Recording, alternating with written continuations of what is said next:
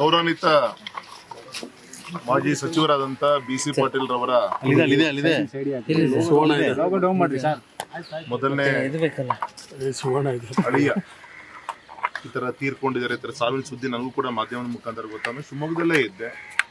ನಮ್ಮ ಹಿರಿಯ ಸ್ನೇಹಿತರ ಅವರೊಂದು ಕುಟುಂಬದಲ್ಲಿ ಈ ಥರ ನೋವಿದ್ದಾಗ ಏನು ಅಂತ ಹೇಳಿ ನೋಡೋಣ ಅಂತ ನಾನು ಮತ್ತೆ ನನ್ನ ಸಹೋದರ ವಿಜೇಂದ್ರ ಇಬ್ಬರು ಕೂಡ ಇಲ್ಲಿ ಒಟ್ಟಿಗೆ ಬಂದಿದ್ದೀವಿ.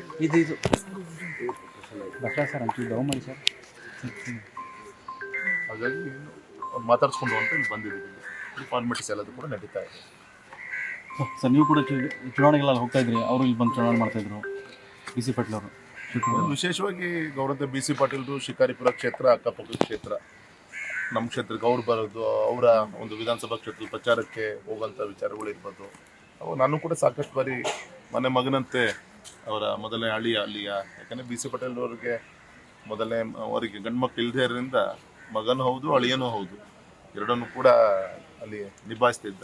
ಸಾಕಷ್ಟು ನನಗೂ ಕೂಡ ಪರಿಚಯ ಇದ್ದರು. ಹಾಗಾಗಿ ಅಷ್ಟು ಹತ್ತಿರ ನೋಡಿದಂಥ ಒಬ್ಬ ಸ್ನೇಹಿತ ಈ ಥರ ಸಾವಿನ ಸುದ್ದಿ ಕೇಳಿ ಬೇಸರ ಆಯಿತು. ಅದನ್ನು ನೋಡ್ಕೊಂಡು ನೋಡೋಣ ಅಂತ ಹೇಳಿ